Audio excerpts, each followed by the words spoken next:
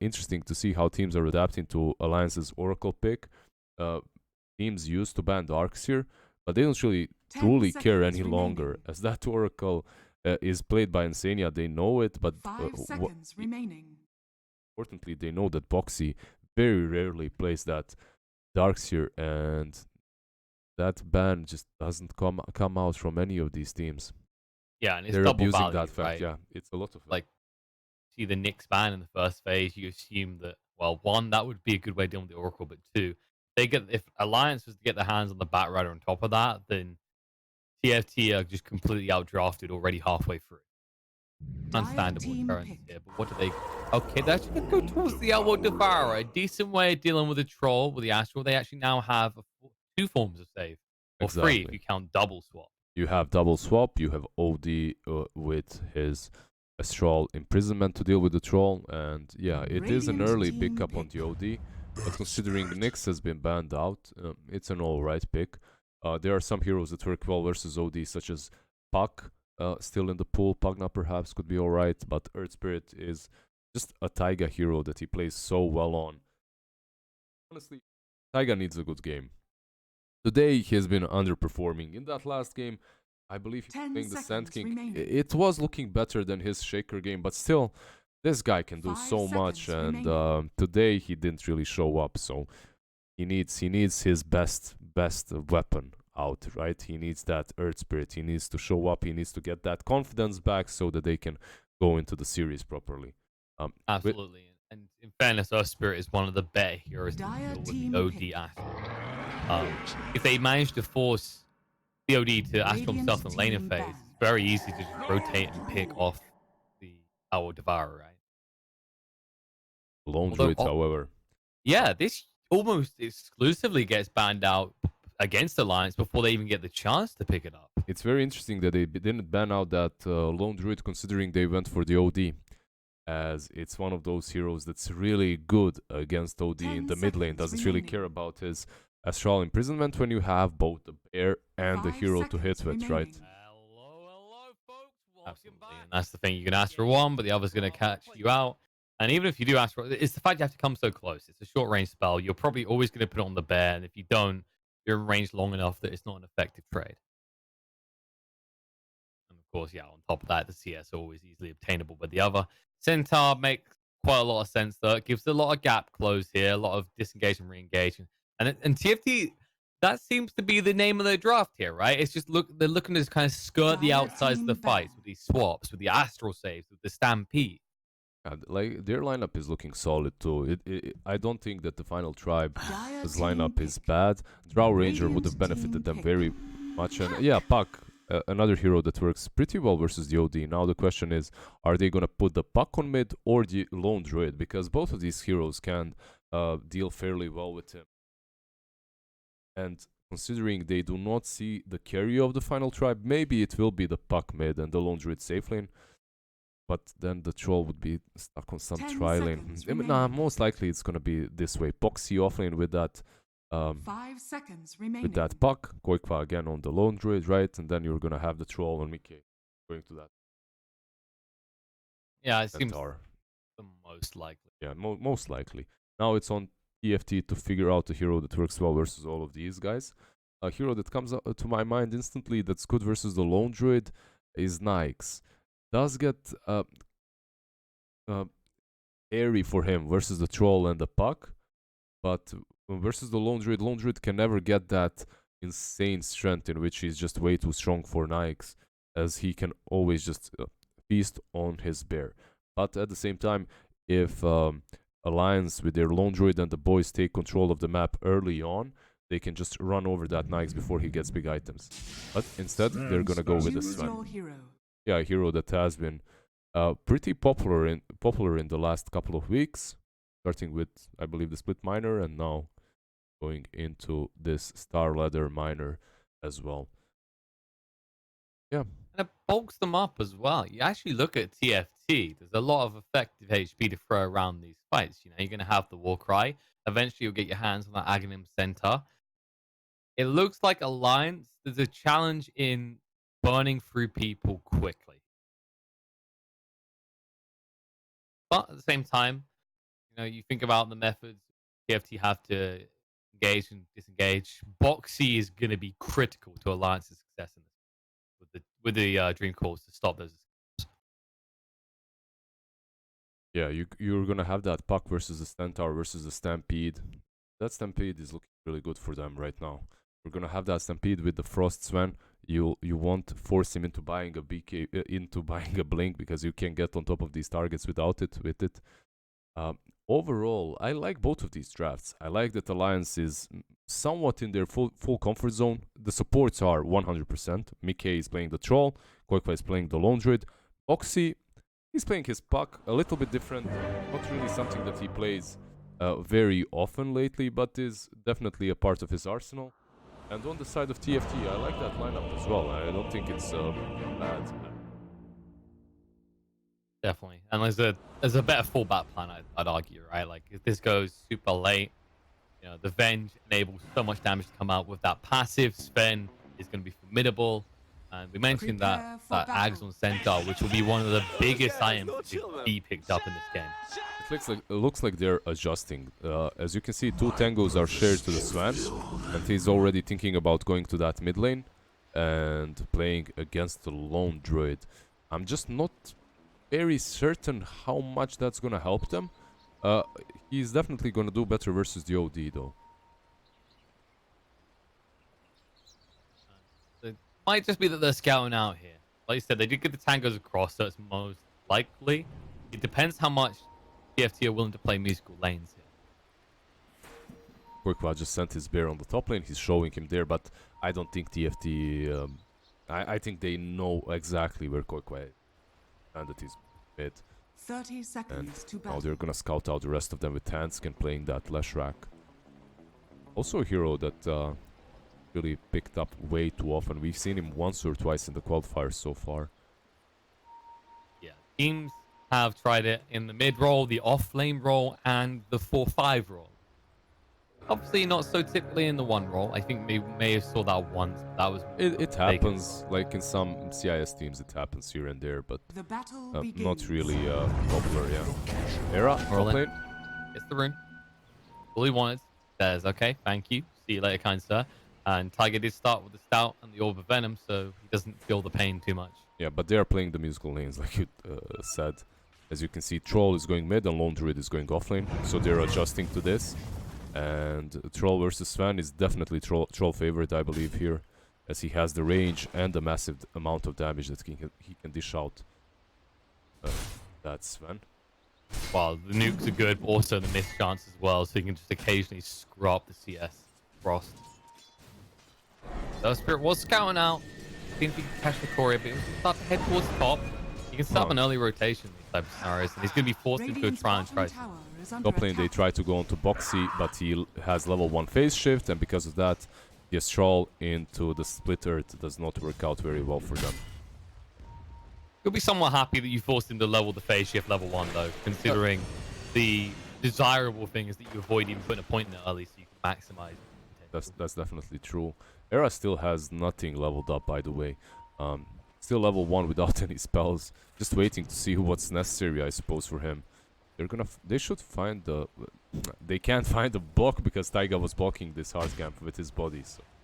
About it. A sentry pretty much wasted there by Era. It's understandable that he's holding that skill point as well, considering you just saw the phase shift leveled. So it's not like you're going to get maximum value out of just putting a point in the magic missile. Oh, rolling. They're going to actually go into him, try and force the matter anyway. Era down to half HP. All Venom slows down. Magic missile has to come out. Split follow up as well. Tiger in trouble. Jesse has the Astral. He can move in and look for the kill. The root will connect, but it's too late. Jesse gets first blood. Now they're going to harass Puck as well. He's got the loser up to get away at least, so... Leshrac, Hanskin, he faked the split earth. He understood that there's pretty much no chance he's gonna get that stun off on Boxy, and even if he does, Boxy pretty much has that orb to drawn to, so he gave up on that. It's interesting that Taiga tried to be so aggressive there, even with the Stout Shield and Orb of Venom. They just have multiple stuns to follow up with, well, 2 stuns, and then you have the OD with the imprisonment as well to dish out that vast amount of damage necessary. Absolutely. And it's fine that he started off that harassment. It just feels like by the time you get into 2 first HP, you need to be moving away from that tree line. You have to know the Strak's going to try and use that. Another problem that I see for TFT is the fact that this Sven is not playing the lane that he wanted to be on. I believe he expected most likely the lone druid to be there, but instead he is faced up against Mickey, and Mickey so far is 18-6 versus 10, almost doubling Frost's last hits. He was forced to use his Storm Hammer to get some last hits. Stormhammer, Stormbolt, they're both acceptable. You know, that's the Warcraft Stormbolt, name, right? Yeah, Stormbolt was Mountain King's spell. Good old times. Feels bad, man. Found a career in a different game. Found love in this broken place. Actually, that's not true. Didn't start around the sniper meta. Look at the bot here, though. Qualifier. Well, Centaur's keeping up with him. This is one of the things as well. You usually get your retaliation charges stacked up. So Don't have far, an easy way of using them. when it comes to CS, Lone Druid is in control. Has a little bit, like 4 CS more. It's good enough. He's doing well. Yeah. Overall, he wants to have that free lane, so he gets the Midas earlier. Tiger, he gets the roll in. The stun actually goes out on the Centaur. Now Frost is dead. Tiger with a DD rotation. Then he was farming a little bit too low. Yeah, just a good rotation by him. Sven realizing that he can't face up against this troll any longer. The troll didn't even waste all of his tangos in this lane still, so he went to the jungle, tried to farm the medium camp, and got punished instantly by the Earth Spirit Taiga rotation. He still has that double damage, and he's going bottom. He misses, though. Yeah. And he'll give up there. He needed that plus the border smash follow-up. Centaur's pretty damn tanky. And you don't want to risk being under tower stunned with 12 stacks of retaliate hitting into you. Oh, unless you've got Death Wish. DB is going closer, but there's Handskin as well with it. Coming to help the Centaur a little bit. But most importantly, I believe what they're trying to do is perhaps slow down Qualifier a little bit. But, oh, well. See if they're going on to him right now. The Stomp's going to come out, and Earthquake might be the one to pay. Too much damage, border smash. He's going to get the kill first, though. Handskin will look for the trade, and he will get it. Yeah, but with one Entangle or two, let's see, Qualifier, can he get it? He gets a single one. He just needs one, exactly. He can continue chasing, for sure, and he gets will. One at There it is, the root comes out, and Qualifier will be able to get the kill. At the same While time, that's happening, yeah, OD goes down top. Nicely done. Just in time for the runes to move across. Magic Missile gets dodged out, roll in. Looks like Eris next to hit the ground. Is 3-on-1. Not good numbers. it looks like Alliance are dominating everywhere across the map. They take down the OD on top lane, Era, and at the same time they get 2 good kills on the bottom lane. Yeah, Earth Spirit did fall, but because of that, he rotates top even faster and takes down that little puny vengeful spirit that tried to stun the puck. So overall, Alliance, their lanes are going really well. PS of Sven is alright, 35 versus the 36 of the troll. Let's see, when it comes to network, troll is still 800 gold away from the Sven, so he's doing a bit better there. But the troll is definitely going to be a chief concern. You know, think about combos. We said the way that TFT want to play this is cutting out around the size of the fight. But Huck now doing better than all the cores of TFT. Lone Druid is going to be forced to be reckoned with when pushing towers in the mid game. And we've seen what happens when Mike gets a free game on the troll. Yeah, he just goes ham. Literally. Just battle trance and destroys everyone. The bottom lane Handskin did manage to stun Taiga, but it's very unlikely that he's going to be able to follow up with anything. Yeah, there's no one anywhere nearby to follow up. And however, Siebe, yeah. Oh, roll in. Era in trouble again, a 3-on-1. He's trying to get some reinforcements. Stampede won't keep him alive, but maybe he'll be able to kill the lone druid. He needs to away Qualifier. One more he'll do it, but no, the body block Sheeb. He can't finish off the kill, and Siebe is in full retreat now. I'm trying to remember his name. Siebe. Siebe is dead. Double kill for Insania. Gets a double kill. So many times I've seen Insania playing this. Oh, mid lane, Chessie, level 4 only. Foxy silences Chessie up, and Mike will continue to aggress his Handskin. Hands got the split up. They're trying to bait it in, but they won't give him the honor. They won't give him the opportunity. Now the battle trance charging forward. Stormhammer does come out. It's going to be a follow-up. Foxy going in. Got strength back to bed. Lose rope to get away with the Waning Rift to silence them up. Get them out. Mike needs to retreat now because he's low on HP. Taiga is around though, so if Handskin goes closer, they might just go on him. But there is Era scouting out Taiga, and Taiga is the one that needs to bail from now on. It's also with Chessie TPing back in. You just don't have the HP resource required, right? Mike is low, Foxy is low. It's a good shrine use of this. By the way, I just have to say, it was interesting how we called Xibe, Jibe, and Xibi 3 different names in one team Ziba, fight. yeah. I just, you know, it takes time to adjust. I talked to Insania last night. He was kind enough to point out that it is Xib, but like it's like the at the end is just like Nike, so it's Xiba. There you go. We're learning names.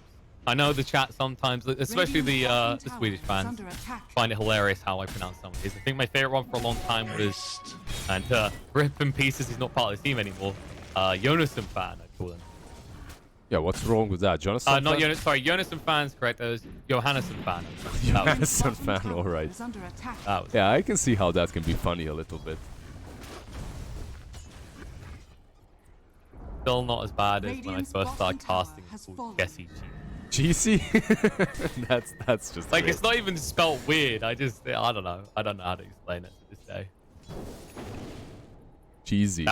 Those are good days, Liz. I really annoyed Charlie. I remember he like literally just added me on Twitter telling me that it's not Sange, it's Sange. We won't talk about that. That was, I think I explained that to you. That was we used to take the mick out of someone who mispronounced it by saying Sange, and eventually we all found ourselves saying it as well. Just call it Sasha Yasha. That's all you have to do. Sasha Yasha. Yeah, Sasha I Yasha. remember That's when the you Russian told me way. about that. That's the Russian way. There's Sasha and her friend Yasha. Together, they are a formidable combo. Exactly. Oh, whoa. Oh, jump in, Jesse. Get up. That's a 4-man rotation right near his tier 2. That is something you do not expect. Especially with the tier 1 still standing. But that's going to be rectified. They're going to go straight down to that tier 1. Quick also isn't going for anything such as Midas. He has just phase boots and the Blightstone handskin rolled in. Yeah, they found him. Handskin in trouble. They're going to back away. Bolt smash them down. They just want the tower. They don't care about a measly disco pony kill. They are going back to that tier 1 and they're going to make a quick work out of it. On the top lane, Puck. Stampede, bot team trouble, needs to escape, lose the orb, it will get him away, and the Dream Call might set up a turnaround. They need to wait here for a little bit. Long TP for Tiger, though. They decided it was more important to protect Boxy than set up a kill and return. He has that Mango to work with. He's going to get that mana necessary, and here they come. Yes. He got made in. He gets the rune, but it's a price that must be paid. That's good in the bot, however. At least. He does get the rune at least, but that's about it, as he pays with his life afterwards. On the bottom lane, it looks like Leshrac is being chased. Boykwa on the hunt again. He's praying right now, please, not one route, because one would be enough. And it's coming. He knows it. A little love tap will be enough. I can't sidestep the split off, though. So, Qualifier, RNG is not on his side, but he's going to keep going. He's committed. There it is. Here it comes. Oh, my God, the timing as well. Needs one more hit for the split off. That doesn't matter. He actually gets it. In the grip of the bear was hungry, and now Ziba, he needs to be careful. Has no stampede.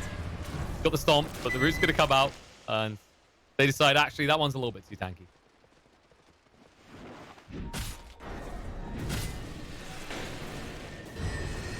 He's going to hang around here. Saying he's just going to try and frustrate him a little bit, but need to be careful. He has got maxed out retaliate. If someone comes in, they can easily turn that into a kill in favor of him.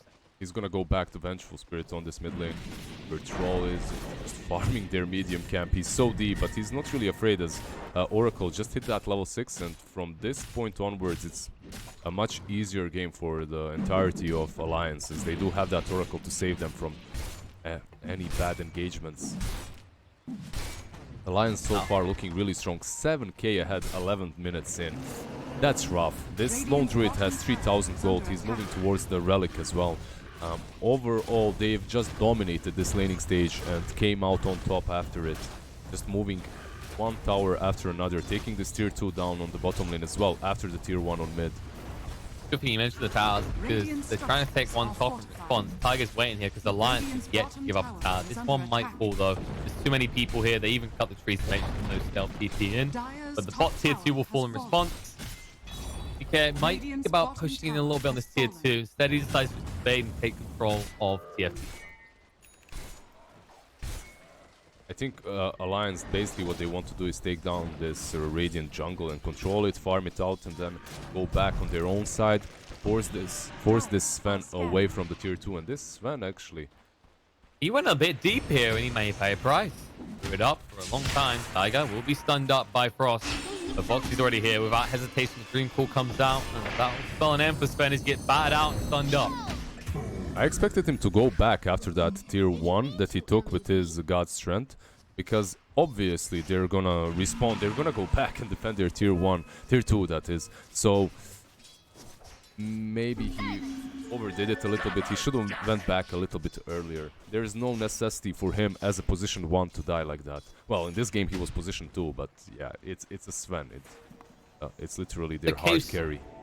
Well, the case in point here is, I mean, this is kind of more stylistic of the way Frost plays. I don't mean anything far that, but that he's an incredibly good carry when he's left to do exactly that. When his team has like an even or an advantage and he can just farm up.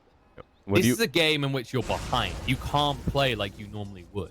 When you give him a Morphling, Arc Warden, when you give him heroes such as that one, that can go back and farm up and control the game afterwards, yeah, that's definitely true. Sven is one of those heroes, but the problem that he's got in this game is that he's playing versus heroes that are decent versus Sven, such as Troll and Puck, Lone Druid as well. And also he's playing from behind, as you mentioned earlier.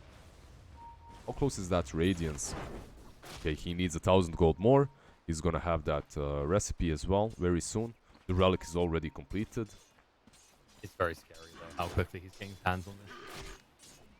He doesn't even have boots for himself. That's how committed he is to getting alliance with his boss. And for good reason. No one's been able to approach him. Yeah, he does have phase boots on the Spirit Bear, so it isn't really that greediest build. Midas with brown boots into Radiance. He has phase boots, Blightstone, Orb of Venom, and on top of that, he's going for that relic. So overall, all I meant is he doesn't even have base boots for himself. That's true. Usually you're fast enough, but like there is a risk that you could get caught out. As we saw earlier, they tried. Luckily for him, though, he's just too far forward. He has the right support. Taiga. Danny and Taiga can get out. Oh no, the swap! Oh, the interaction though! The boulder smash actually perfectly times. They both end up in the same location. The Stampede being used, but the Dream Call is going to be there. Boxy moving in. He gets hit up by the Astral. When he comes out, he might be in a little bit of trouble though. Space Shift isn't able to be used, but the False Promise saves him from the Silence Eclipse. Those drops try and get away. They need to heal him off fast. Maybe he lives here with the Uncharged. That might be able to. Now going to roll in. Tiger trying to initiate on the Sven. Zeeb getting low. Astral will save the day for the moment. But Zeeb needs to move away quicker. Wayne and Rift comes out. Puck is on the aggress. And the Boulder Smash kills him off. They send a message back to the side of TFT in the form of a dead horse. Now they can go straight into those bounty runes towards the top lane. Perhaps use the shrine as well and heal up a little bit. Boxy, he survives there. Just a perfect position. Oh, Boxy? Is he going to survive again though? Insania, always there to help the brother out. He knows where it's at. Hanskin knew where the bounty was at. He just didn't realize. I just love how Insania is using his Purifying Flames to get these last hits. Like that time, all the time. Like there are different kinds of Oracle players, and Oracle is one of the heroes that's easiest to KS with. Like Purifying Flames, secure skills left, right, and center. And last game he had like 10 kills. This game he has 5 already. 5-0-4. Like this Oracle is on fire, man. He has an Urn completed. He's a position 5 with Urn, Boots, Stick, and 900 gold in bank. Like that's pretty damn good for him. Qualifier as well finished the Radiance. I believe they're gonna go for this tier 1 on the bottom lane, on the top lane, sorry, and then instantly ward up the area around this shrine and go for Rosh. There is absolutely no reason for them to not force fights right now, as Sven does not have that BKB and he suffers tremendously versus the Radiance of Lone Druid at the moment. Top tower has fallen. The other thing, you know, you talk about Insane getting all these last hits. And for good reason. He's the one that went for the Urn. Spirit Festival's going to be huge this game for Alliance, considering how bold Senkan and Sven are alone. At that stage, you don't really have any one that will be able to frontline. I mean, Sven is going straight for that BKB, but what about the center? He will disappear in the blink. Also talking about that BKB, 1 for Troll has already been completed. 100% Alliance is instantly gonna go into the pit. They even smoke up for it. They smoked up under a ward though. So because of that, TFT might be reluctant to go outside of their base, to go low ground even. Sometimes these smokes, oh, they're on a vision, that's bad. But in this scenario, instantly TFT, if they see him smoke there, it's like, okay, they might actually just become the kill us. Right now, Alliance is an argument if they even need a second life, because they're barely dying as is. That's a fair point. Like, they could have used that smoke in an aggressive maneuver to take down a hero and then go for tier 2 objective, but instead they go straight into the pit. Now They look take at this. Hanskin, they find him. Food call comes out. They saw him damaging the tower. They use the scan to make sure people were hanging around, and they'll get the kill. And that's a really good pick off as well for them, as they can turn it with that Aegis into a push instantly afterwards. They've hit their point in which they need to start aggressing and taking objectives. And Frost, there's Diffusal. Yep, slows him down. There's Root up as well. Battle Trance, the net comes out. They tell him to stay put. The 4-staff to get him away. The Astral to cover the escape. Frost will live, but barely. That 4-staff was barely there indeed, save his life. But it's so important that they save this Sven's life as he's moving closer and closer to his BKB. He can't be delayed because Alliance, they have everything they need right now to pressure and take objectives, while TFT, they definitely do not. 11k ahead, 18 minutes in, Alliance is on fire. Indeed, up to the high ground they go. The Lone Druid, they have a lot of damage on the buildings. Chessie down to half HP. Forced out the swap from Era straight away. He has one left to work with. Okay, forced back. Stormhammer coming in face. Rolling, coming in on the Frost. Bounce him out though. He's in trouble. Rude up as well. Multiple forms of Rude to work with. Swaps comes out. And Era, he knows this time is going to be going down. The Fierce gets him away. Boxy gets the kill. Loser will get him out. Alliance will reset and look to go with the next creep wave again. Yeah, they have a lot of sustain here from the Oracle, just healing them up with Purifying Flames with that urn, so they don't really have to go back. Usually what I expect from Alliance at this point is to perhaps pressure these towers for 30 more seconds, perhaps 40, and then go back and take the bounty runes as 20-minute mark is approaching. I don't believe that they're gonna go full aggression mode just yet, as they can wait. They can get the Vlads on Lone Druid. It's not of utmost necessity to take down this tier 3 or the Raxes instantly right now. Roll in. Jesse rolls in, and they actually have the Dream Call down. They can't quite snap it though. Jesse's going to be protected. They move in, Magnetize activated. Mike with the BKB going deep. Jesse in trouble though. He gets stunned up before he can get got by the Stampede. Mike stands his ground. Gonna give the missed chance over. He's still got the Aegis to work with. They don't want to go big. Buyback. Zeeb, they're going forward on him. He's got the stomp. He's going to use it to get away from Tiger. The buyback comes out from OD on the side. Hans can barely stay alive. 50 HP left. Astral out. Battle Trance activated. Mike going in. The root's going to be there. OD trying to pull stuff away. He's dead. But too late. He's dead. That's a dieback. He's gone. That's a dieback, and that will at least be a lane in the end, because now Alliance know they can hang around, even with the runes coming up. Definitely. I believe that they can take this tower at least, because that's a dieback on your OG. Hanskin's gone as well. Zeeb needs to be careful. Hanskin fights back straight away. Zeeb just being kited around. Boulder smashed out of the base, and they are literally getting ready to beat a dead horse here. He's down half HP, trying to run away. Stun comes out to Troll. They're still going at it though. War cry, but what's the move? They've got a stun, now off cooldown. Needs to go under Mike, but the silence comes up, waiting for it again. Roll through, doesn't connect from Tiger. Got the Boulder smash though, Stomp Boulder 2.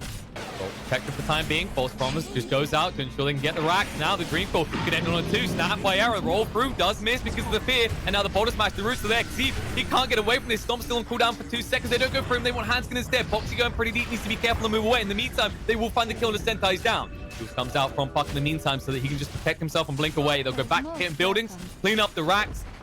And are they going to leave? I don't think they are. Like, everything that I said before about them going back and being disciplined falls into water, because OD died twice, he bought back, he died again, and now there's absolutely nothing stopping them from taking another set of Raxes. And Boxy's getting ready to go. Has the form initiation. 25 seconds till the Dream Call though. That Aegis is still 1 minute away from disappearing, but yeah, they're gonna be satisfied. They're gonna be satisfied since with 1 set of Raxes, they're gonna go back, pick up those bounties. They have 3,000 gold on Mickey.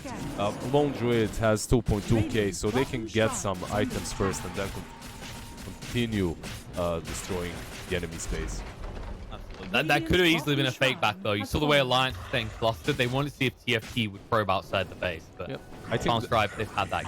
They just need a Dream Coil for that. I think Dream Coil was, yeah, at around 30% away from being off cooldown, so they just waited a bit. Yeah, when he was in the 3 line, it was 25, so by the time they were leaving like 15, it was just going to be too long to wait. Contrary, they get some reprieve, but it was a costly one. A lot of gold invested in the defense, and they still walk away. Set of racks less, tier 3 less as well.